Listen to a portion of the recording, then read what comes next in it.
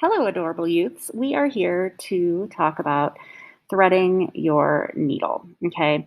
So something you've probably noticed is that there are six teeny pieces of thread here and only one teeny tiny little needle hole. So it's very hard and it feels like impossible to thread the needle sometimes. So what I'm going to do is I'm going to show you a couple different ways. Way one. Okay, I've got a little cap here with some water. I'm just dipping that in the little water.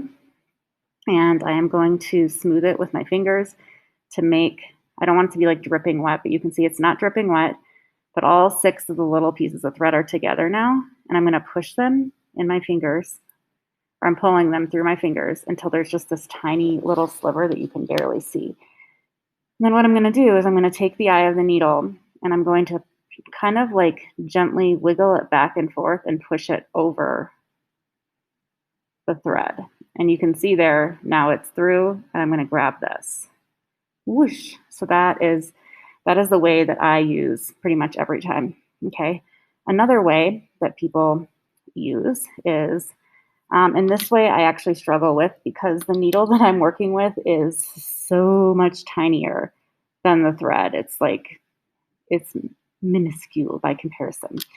So another way, and a lot of people do this without wetting the embroidery floss. I actually can't get it to work without wetting it because my needle's so tiny.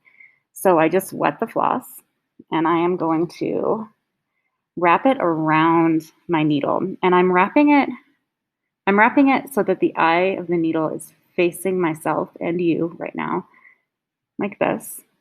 Whoop. I just made a loop around there. You can see the loop. And I'm pulling it really hard. And I'm getting the same effect where I've got this teeny little bit of floss there and I'm pulling the needle out and then it's just this little teeny bit of floss.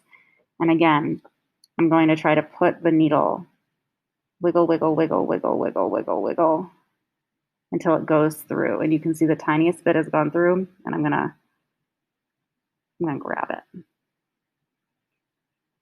Whoosh. And okay.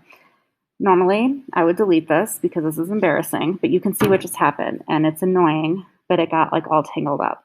So you can gently see about tugging it through and see if you can get more of it to come. It's not happening here, so this is happening. So I'm actually just gonna pull this all out. And if that happened, I would just be like, well, that did not work that time. So I'm gonna try again.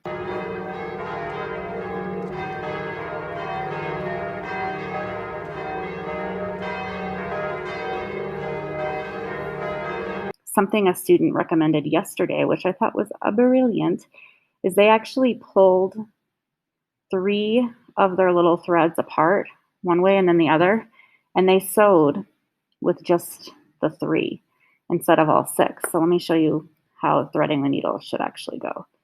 So looped it around the needle, pull the needle out, got this thin little bit, squish, squish, squish, squish, squish, kind of effortlessly goes through when it's not so thick.